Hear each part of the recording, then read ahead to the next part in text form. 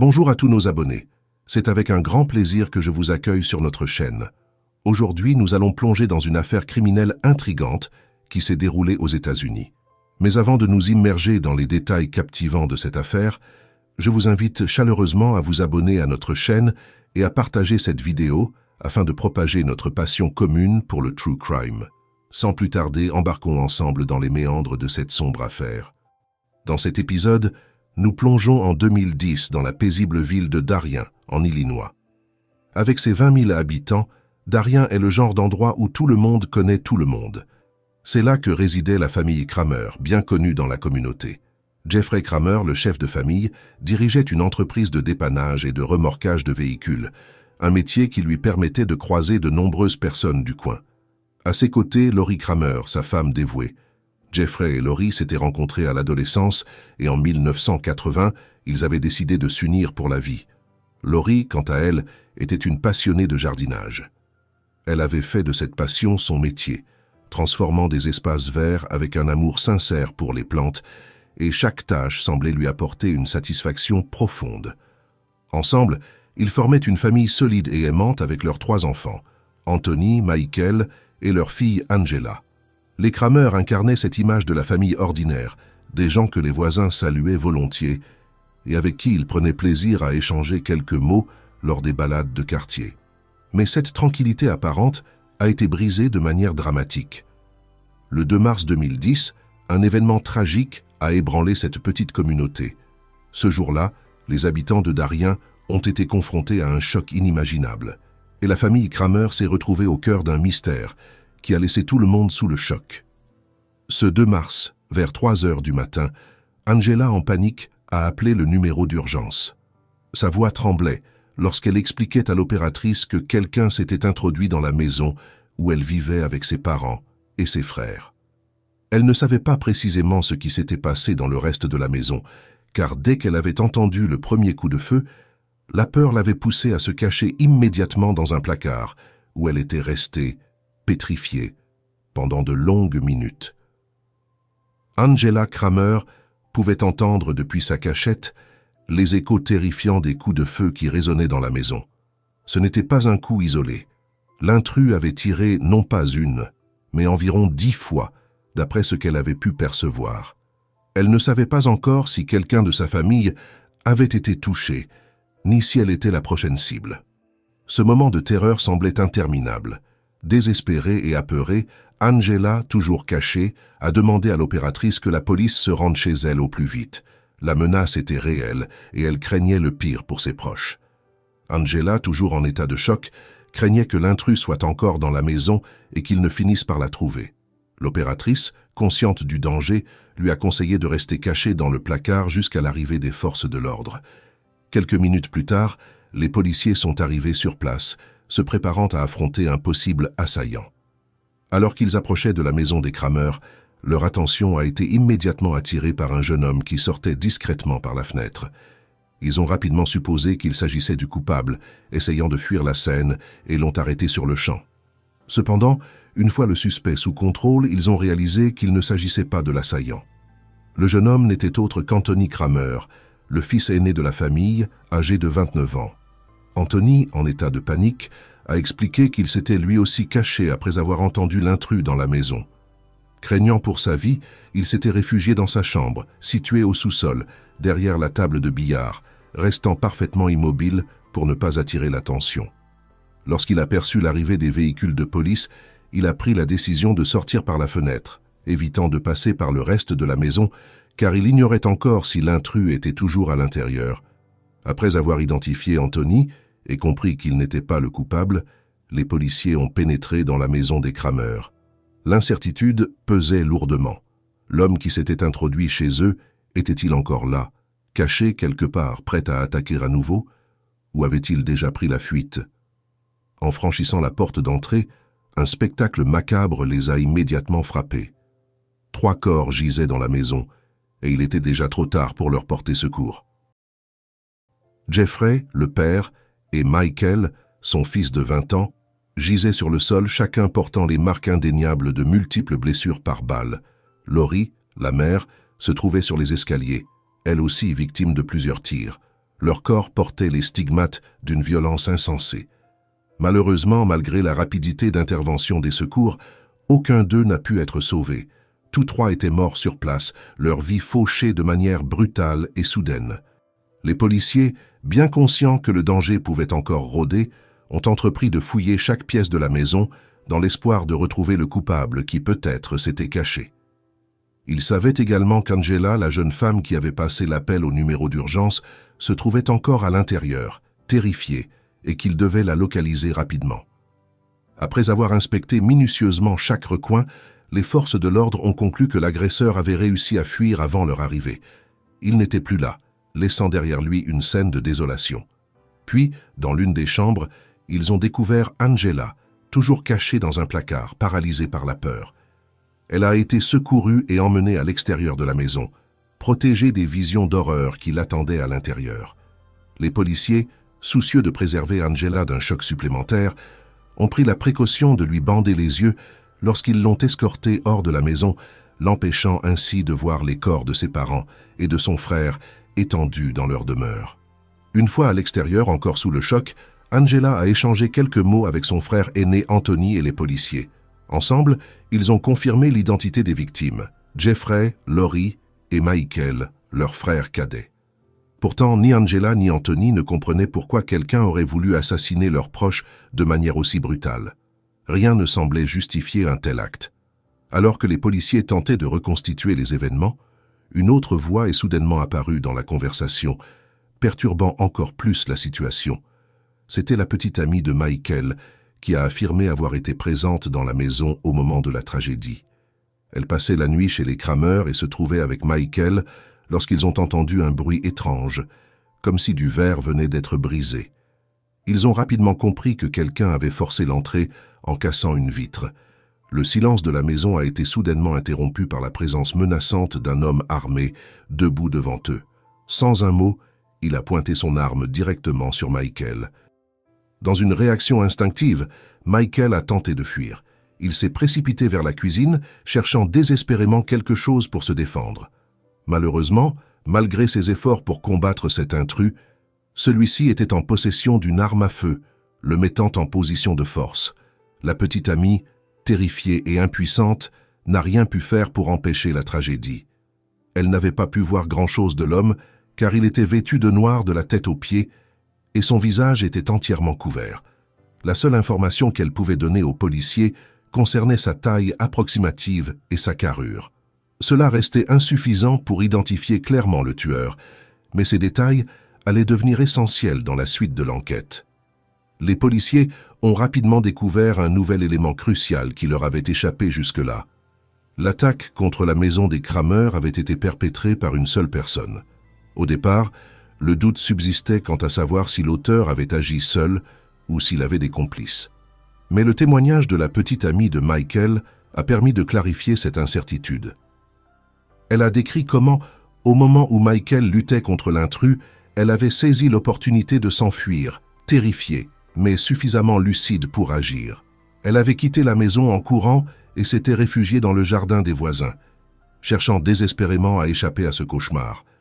Ce qu'elle avait raconté correspondait parfaitement aux indices retrouvés sur la scène du crime. Près de l'une des fenêtres brisées, les policiers ont trouvé un marteau, l'outil utilisé par l'assaillant pour pénétrer dans la maison. Dans la cuisine, des couteaux gisaient éparpillés sur le sol, probablement ceux que Michael avait tenté d'utiliser pour se défendre. Malgré son courage, il n'avait aucune chance face à un homme armé d'un pistolet. Le constat était clair et tragique. Michael n'avait pas pu se protéger. Avec 3 personnes présentes dans la maison au moment du drame, en plus des 3 victimes retrouvées sans vie, les enquêteurs savaient maintenant que cette attaque n'était pas le résultat d'un cambriolage qui aurait mal tourné. Rien n'avait été volé. Aucun objet de valeur n'était manquant. Le mobile de ce crime semblait bien plus sinistre et prémédité. Quelqu'un était venu chez les Kramer avec l'intention de tuer. Mais la question restait entière. Pourquoi? Pourquoi cette famille apparemment ordinaire avait-elle été ciblée de manière aussi violente? Angela et Anthony n'avaient pas de réponse à cette question. Ils ne comprenaient pas pourquoi quelqu'un aurait voulu du mal à leurs parents ou à leurs frères. Les Kramer n'avaient aucun ennemi connu, et rien dans leur vie quotidienne ne laissait présager une telle tragédie. Mais peut-être y avait-il quelque chose, un secret, une tension inconnue que seuls les membres de la famille pouvaient comprendre. Les policiers allaient devoir creuser davantage en interrogeant Angela et Anthony pour voir s'il existait des détails cachés, des éléments non partagés qui pourraient les mener sur la piste du tueur. Lors de son interrogatoire, Anthony a été incapable de désigner qui que ce soit pouvant être responsable de ce carnage.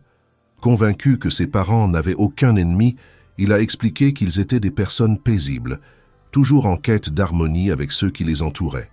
Pour Anthony, il était tout simplement impensable que quelqu'un leur ait souhaité du mal, encore moins la mort. Durant toute l'attaque, il était resté caché dans la cave, n'ayant jamais eu la moindre vision de l'intrus. Ses informations étaient donc limitées, et il n'a pas pu apporter d'éléments concrets aux enquêteurs. Mais la conversation avec Angela a pris un tournant différent. Alors que la jeune femme parlait aux policiers, elle a mentionné une information qui allait potentiellement orienter l'enquête vers une nouvelle direction. Angela leur a révélé qu'elle s'était séparée de son ancien partenaire quelques mois auparavant. Cet élément, qui paraissait anodin au début, a rapidement attiré l'attention des enquêteurs. Angela ne semblait pas sûre de son implication, mais elle savait que la rupture n'avait pas été facile, et cela a suffi à éveiller les soupçons des policiers. Angela et Johnny Borisov se sont rencontrés en 2007, alors qu'il était un ami du petit ami d'Angela de l'époque. Lorsque cette première relation a pris fin, Angela a commencé à sortir avec Johnny. Rapidement, leur relation a pris une tournure sérieuse.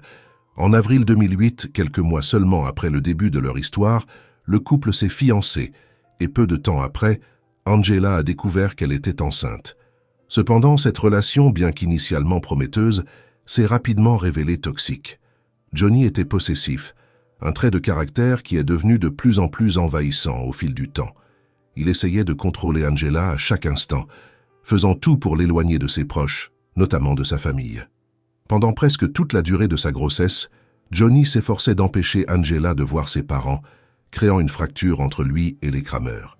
Ces tensions ne le perturbaient guère car son objectif était clair, qu'Angela se concentre uniquement sur lui.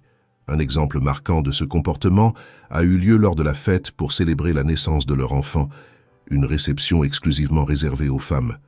Johnny a insisté pour être présent, au point de faire comprendre à Angela que si elle ne l'acceptait pas à ses côtés, elle n'irait pas non plus.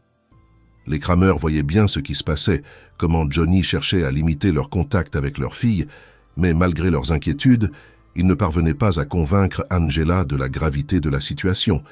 Puis au début de 2009, un mois avant la naissance de l'enfant, Angela et Johnny ont déménagé dans une autre ville, augmentant encore la distance physique et émotionnelle entre Angela et sa famille.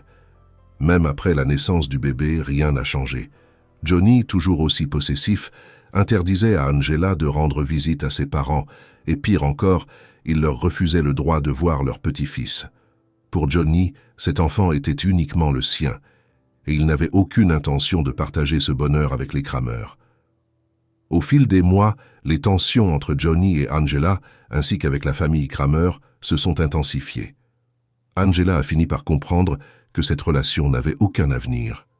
Elle se sentait impuissante, incapable même d'amener son fils chez ses parents pour Noël. Cet isolement a provoqué une dispute explosive entre elle et Johnny. Lors de cette confrontation, Angela a lancé un ultimatum. Si Johnny ne faisait pas un effort pour s'entendre avec sa famille, elle le quitterait. La réponse de Johnny a été glaciale et révélatrice. Il n'était pas concerné tant qu'il gardait leur fils sous sa garde. Ce moment a marqué un tournant pour Angela. Elle a réalisé que Johnny ne changerait jamais. Ses yeux se sont enfin ouverts sur la réalité. Il était inutile d'espérer un futur différent avec lui. Au début de l'année 2010, Angela a pris une décision radicale. Elle a quitté la maison où il vivait pour retourner chez ses parents, espérant un nouveau départ loin de l'emprise de Johnny. Mais avant cela, leur relation avait déjà atteint un point de non-retour. Les disputes étaient fréquentes, et Johnny ne se retenait pas de proférer des menaces, y compris contre la famille d'Angela. Il leur vouait une haine féroce, allant jusqu'à dire qu'un jour, il les tuerait tous. À l'époque, Angela n'avait pas pris ces menaces au sérieux, consciente des problèmes de maîtrise de soi de Johnny, Mais elle ne l'imaginait pas capable de passer à l'acte.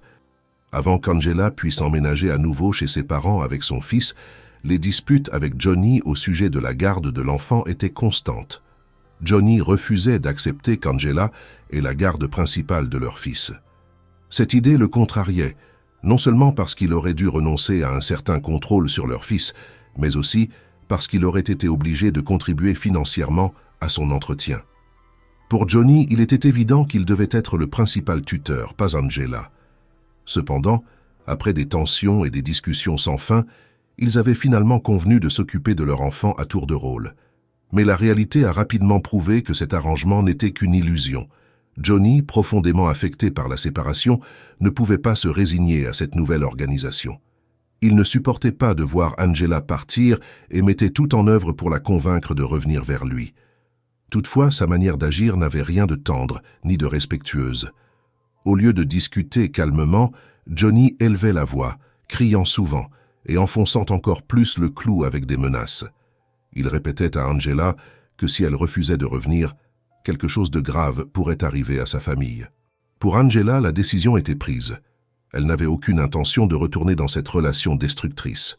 Après avoir pris ses distances, elle avait redécouvert une vie bien plus paisible, sans l'emprise toxique de Johnny.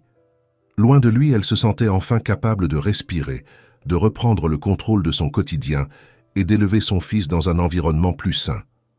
Malgré les menaces, elle restait déterminée à ne plus jamais revenir en arrière. Ce qui semblait maintenant évident pour Angela, c'était que Johnny ne l'aimait pas de la manière qu'elle avait espéré. Il ne voulait que l'emprise, le contrôle, et il n'était pas prêt à les lâcher. Lorsque les enquêteurs ont écouté l'histoire de la relation d'Angela, ils ont immédiatement pensé que Johnny était probablement responsable de la mort des Kramer. Toutes les pièces du puzzle semblaient pointer vers lui. Ses menaces, son comportement possessif et violent, ainsi que sa relation tendue avec la famille d'Angela. Mais avant même de commencer à le rechercher, Johnny a lui-même contacté la police. Il a expliqué qu'il avait appris ce qui s'était passé chez les Kramer en regardant les informations et qu'il était très inquiet pour Angela.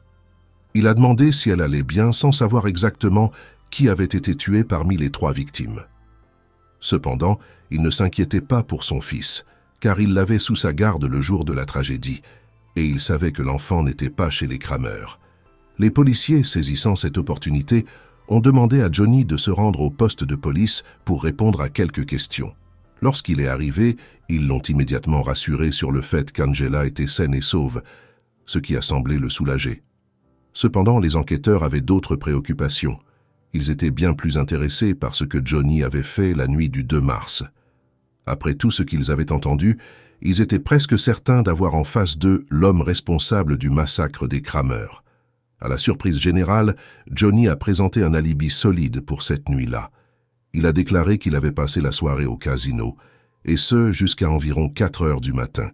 Comme il le savait, les casinos sont truffés de caméras de surveillance, et il était confiant que ses propos seraient vérifiés rapidement. Les enquêteurs ont pris cette information au sérieux et ont procédé à la vérification des enregistrements. Et effectivement, les caméras du casino ont confirmé que Johnny y était bien présent, de 22 heures jusqu'à presque 4 heures du matin. Étant donné que le crime avait eu lieu vers 3 heures du matin, Johnny ne pouvait pas physiquement être l'auteur des meurtres. La confirmation de cet alibi a laissé les enquêteurs sous le choc. Tout pointait vers Johnny, et ils étaient convaincus qu'il avait quelque chose à voir avec la mort des parents et du frère d'Angela. Malgré ce nouvel élément, les enquêteurs n'étaient pas prêts à lâcher prise.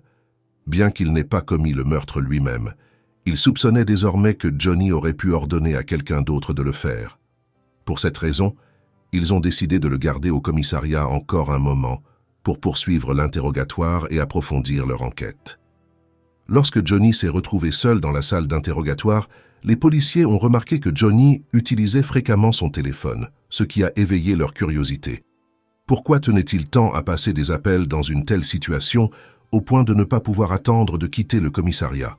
En obtenant un mandat, les enquêteurs ont pu saisir et examiner son téléphone portable.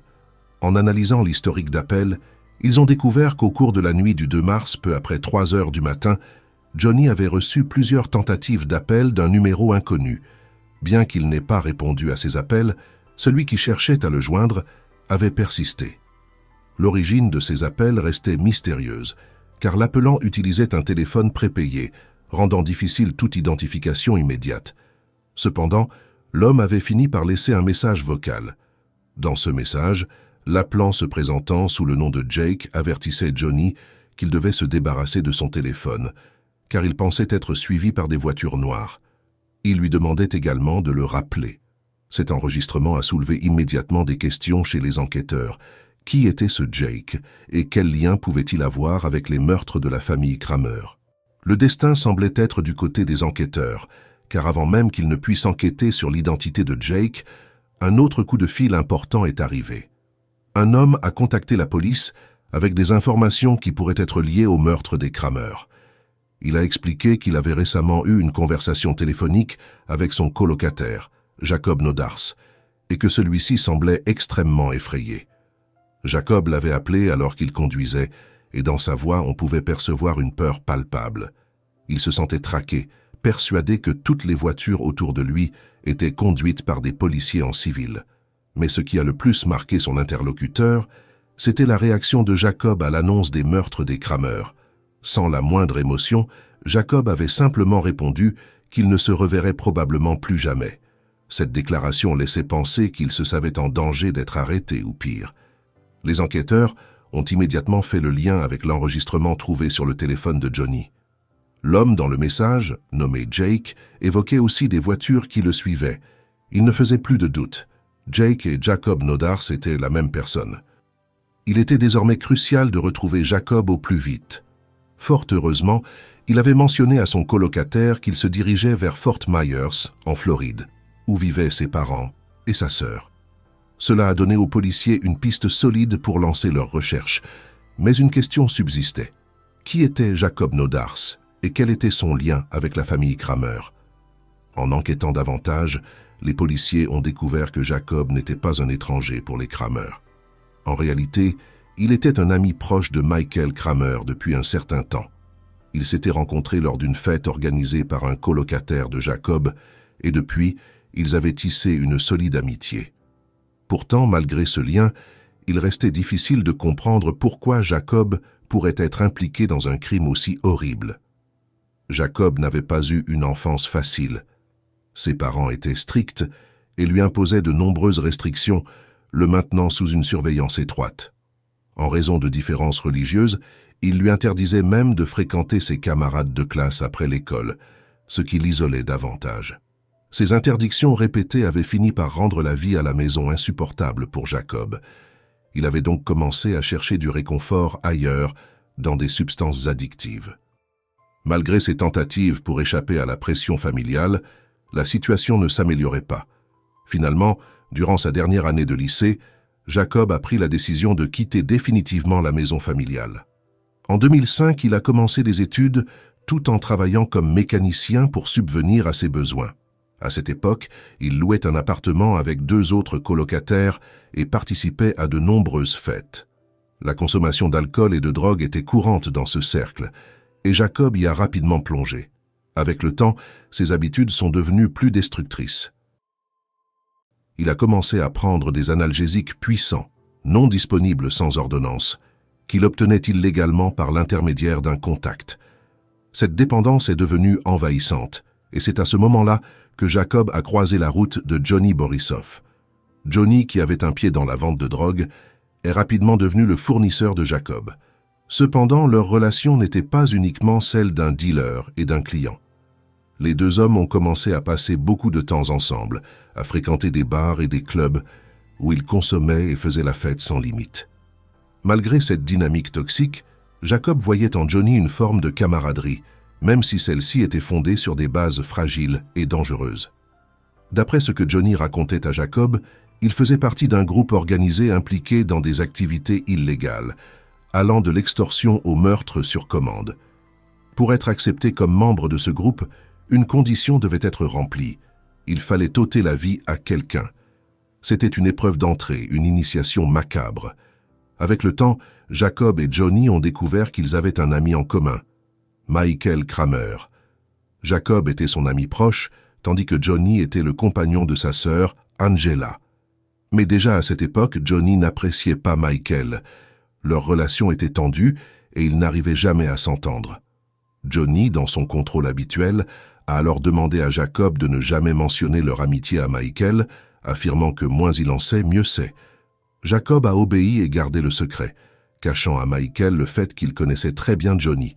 Mais comme souvent, les secrets finissent par éclater. Lorsque Michael a finalement découvert la vérité, cela a mené à une énorme dispute entre eux. Johnny était également impliqué dans cette confrontation, et la situation a dégénéré à tel point que Jacob a été contraint de quitter l'appartement qu'il partageait avec ses colocataires. Son amitié avec Michael s'est brutalement terminée, laissant derrière elle des rancunes profondes. Est-ce que cette rupture aurait pu être le mobile du meurtre de Michael et de sa famille? Jacob, cherchant peut-être à se prouver à Johnny ou à se racheter aux yeux de ce groupe criminel, aurait-il pu commettre l'irréparable?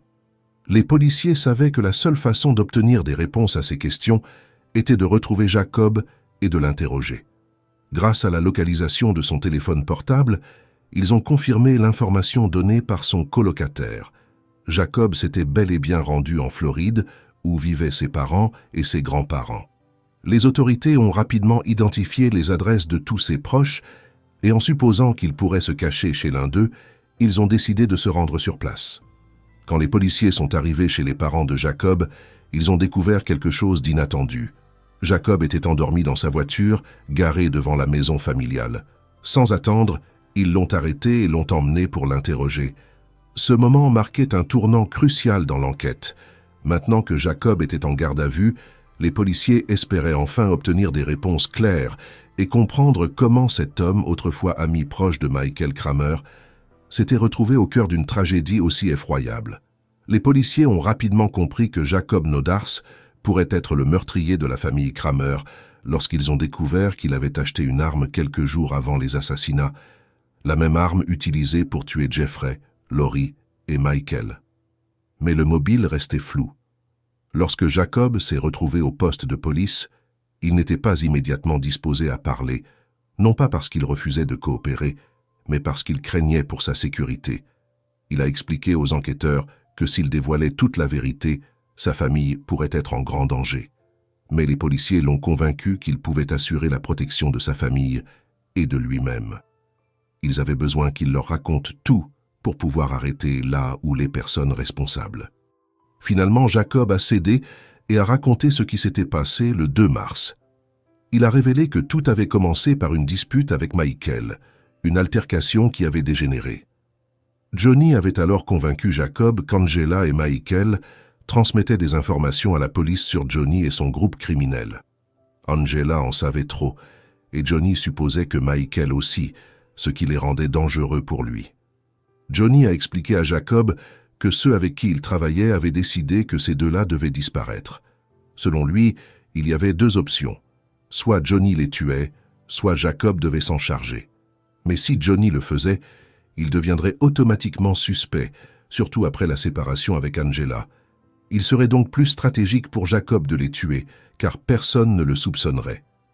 Johnny a ensuite exercé une pression psychologique énorme sur Jacob, affirmant que s'il refusait de tuer Angela et Michael, ses amis s'en prendraient à la famille de Jacob. Pour prouver qu'il connaissait bien sa famille, Johnny lui a montré une photo de la sœur de Jacob, récupérée sur les réseaux sociaux. Johnny a même dit à Jacob que Michael cherchait quelqu'un pour le tuer, qu'il avait déjà réuni de l'argent pour payer cette personne. Effrayé et paranoïaque, Jacob a commencé à croire que sa vie et celle de sa famille étaient réellement en danger. Le 22 février, Jacob a acheté une arme, se préparant à accomplir l'inévitable. Malgré l'horreur de la situation, il pensait que c'était la seule façon de protéger sa famille. Le 25 février, Johnny et Jacob sont allés chez les Kramer pour planifier l'attaque. Johnny lui a montré l'agencement de la maison et lui a donné des instructions précises. Entrer par la porte arrière ou briser une vitre pour pénétrer à l'intérieur. Jacob devait être méconnaissable, avec un masque, plusieurs couches de vêtements, des gants et des chaussures trop grandes que Johnny avait empruntées à un ami.